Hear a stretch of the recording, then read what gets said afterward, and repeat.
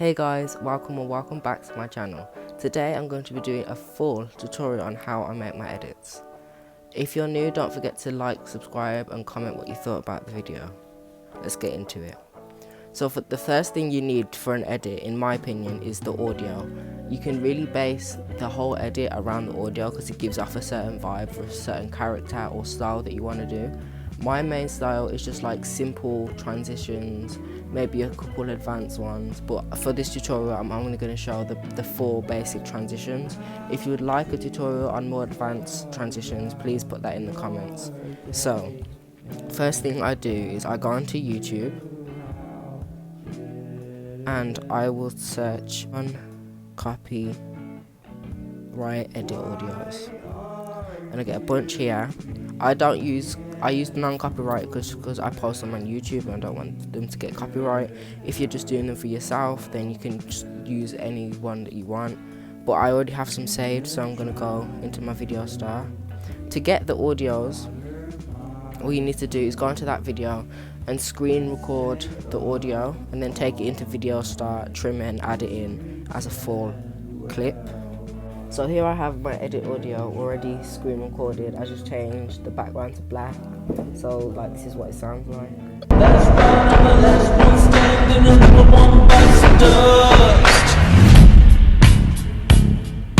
Another one bites the dust. So basically that's just my edit audio, and it's this long clip here. So first thing we're going to do is go edit and then multi-split scene.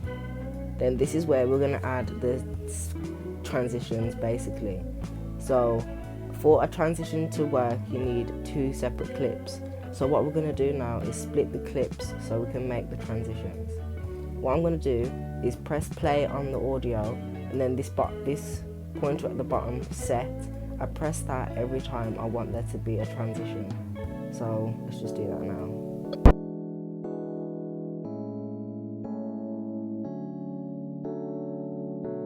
And here, because I'm going to add a loop, I'm just going to stop the transition. Where you want to add a loop, don't make any splits, just go through it again and click where you want to finish the loop, like this. Another one bites the dust. And another one gone, and another one gone. Another one bites the dust, yeah. Now you need to make sure that the loop is the same size as the first portion of transitions, otherwise you won't be able to loop it properly. So we're just going to hit split. And now that we have all our clips split, we're going to add in our clips of our characters. So for this, I always go to YouTube and find a character, Kageyama. So I'm going to type up Kageyama Twixter clips.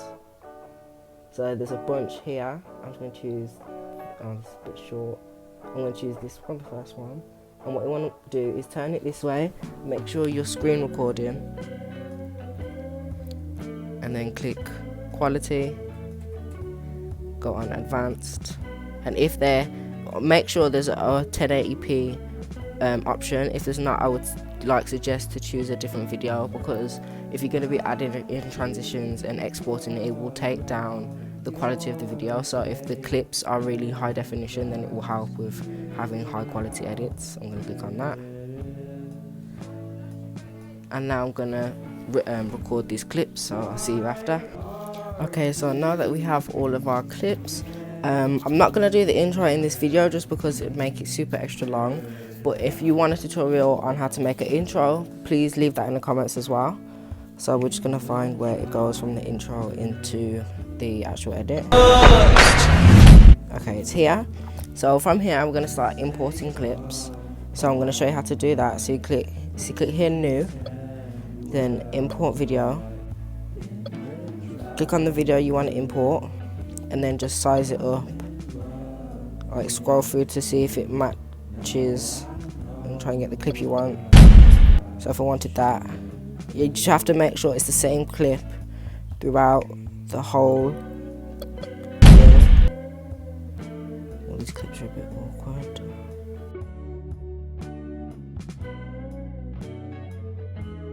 Use this clip. I'm just going to repeat this process for the whole of the clips that I need to fill in. So I'm just going to do that now. Okay, so now that I have all the clips I need, it looks like this. Another one bites the dust. Now I could end the edit right there and just loop it and then that would be it, but I want to add some transitions. So the first thing we need to do is add panning to each clip. Trust me, this makes the edit so much better. It just makes it look so much more smooth, and it just makes it look so much better. So we're gonna go like here, and I'll put the QR code up on the screen now. I'm just gonna go into my QR codes, click import. This is the one we need to use right here. You can screenshot it or whatever, but we need to use this one on every single clip that we're using. Just click fit. Okay, and it should look like this.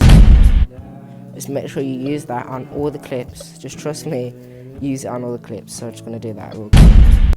So now we have added all that QR code to every single clip. Another one bites the dust. Okay, so I know it looks a bit crazy now, but when we add in the transitions, it'll make so much more sense. So I'm just gonna show how to do a spin and a path transition. The zoom in and out transitions, I've already made a video on that. I will put that in the cards now. So click on that if you wanna know how to do zoom in and out transitions. But I'm just gonna show how to do a simple spin transition and a path transition. I'll get into these now. So first we're going to do a spin transition. So we're going to click new, multi-layer, one, and then the last clip, and make sure it's not this one because this is the one without the panning. So I'm going to click this one, edit keyframes, and go here, add a keyframe, and then spin it to about, I'd say 35%, or actually I like to go for like 50-ish%. It really depends on how smooth you want the transition to be, but I wouldn't say go crazy because then it looks bad. Then we're gonna go to custom graph, because custom graphs are really important, because you can just get like the movement of the transition exactly how you want it. You can use the pre-made graphs, but I just prefer to use custom ones. And for the start of transitions, you always use this kind of backward L shape. Make sure it doesn't go below the line. So we have this. That's a bit too harsh for me, so I'm going to add a bit more of a curve. And maybe turn down the rotation so it looks like this. That's great. I'm going to go back, go to mirror, and add this one on the end. Then we're going to go to colour and add tracking blur.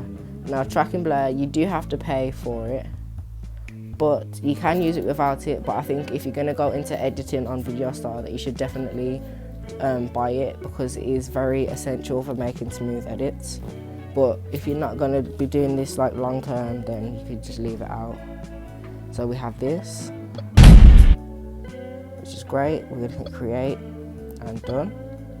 We're going to go into our next clip, new multi-layer, number 1, and then the last one that we made. Click edit keyframes, and then we're going to pull this all the way to the end and add a neutral keyframe. So now whatever we do, it will always go back to this scene, or this like rotation, and then we're going to go the opposite spin that we went to before, about the same amount.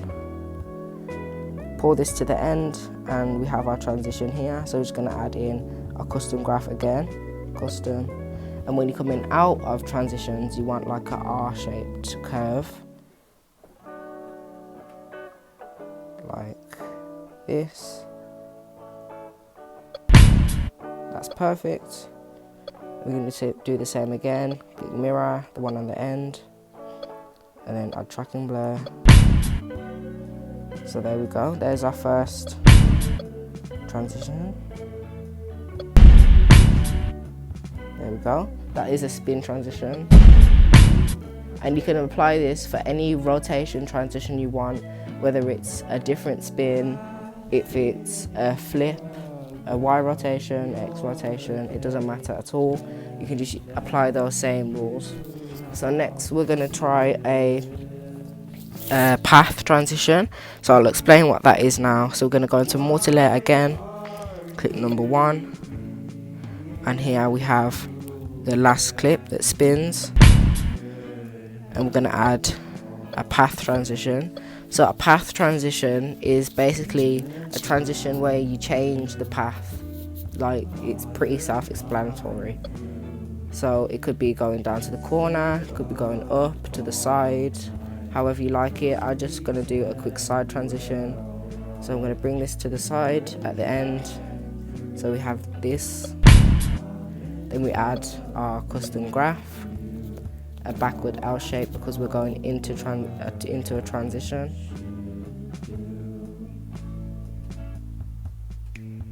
Then we should have something like this, which is perfect. Now, as I said, this applies for all path transitions, whether it was going up, diagonal, like however you want it. Just gonna go mirror, add mirror and tracking blur. So we have that. And you can turn down the tracking blur if you feel like it's getting too blurry, especially with really fast transitions. If you keep it a lot, you won't even be able to see the clip, it's so blurry. But this is more of a slower transition, so it's not much of a problem. I'm just gonna click create, done. Now we have this. We're gonna go into multi-layer, click number 1, click our clip, go to edit keyframes, go the opposite direction you did before, but make sure when you come in on the other end of transitions, you always pull this to the end, add a neutral keyframe in path because that's what we're changing. Pull this back and then slide this to the side. I always like to use the grid to size up my transitions. I usually have it like a bit from the last grid. So we have this, so we're going to add our path.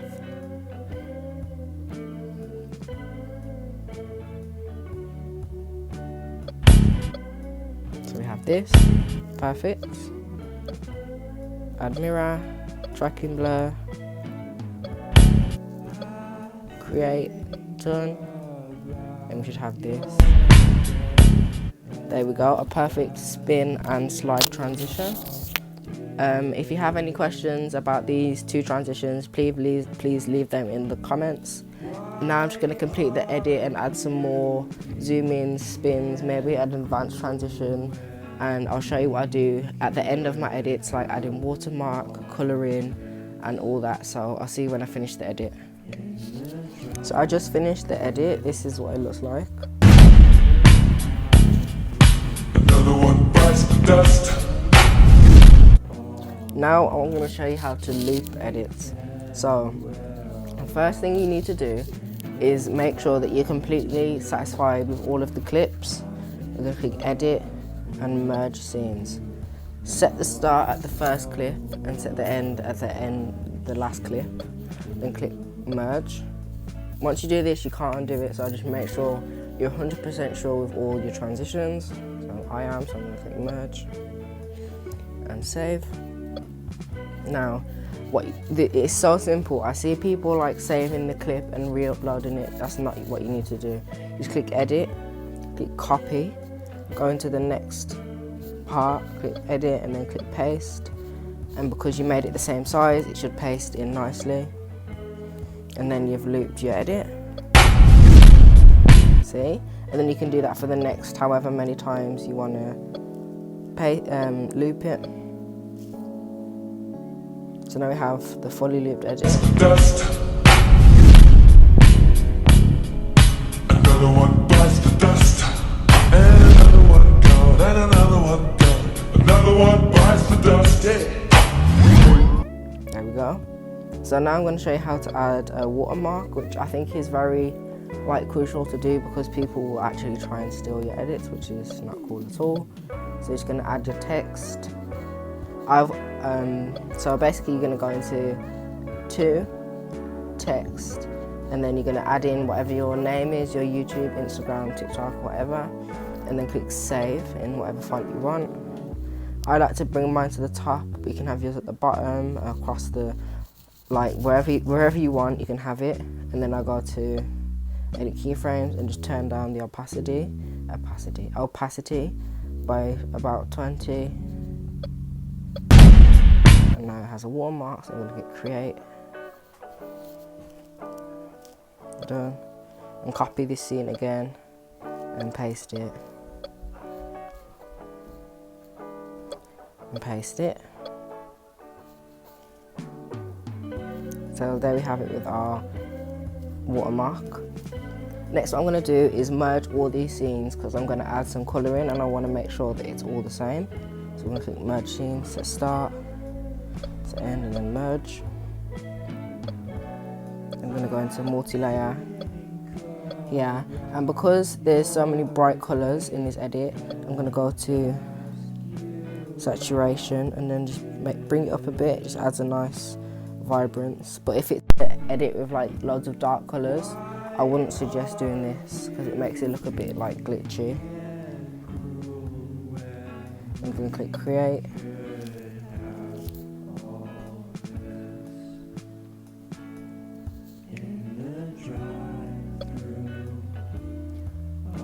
And we're just going to add a thing called vignette now. So we're going to go multi-layer, one, and then the one we just edited. There is a free way to do this. It came in the pack with tracking blur, so I just use it like this. There we have a bit of vignette. I'm going to turn it down quite a bit. This is the paid way to do it. Create. Or there is a separate way. You can turn this off. Go to number 2, click colour. You do need multi-layer for this, so you do have to pay for this as well, but you don't need to pay for the separate pack. Click done. Add mask. You're going to go to shape. Choose out of one of the shapes. Let's use the shape, the like soft circle, and have it so it comes like, you have to press this so it flips it, and click done. And we're just going to zoom this out a bit. So it isn't as effective as the normal vignette, but you still have a bit there instead of just that. I'm just going to use the normal Vignette Pro and create that.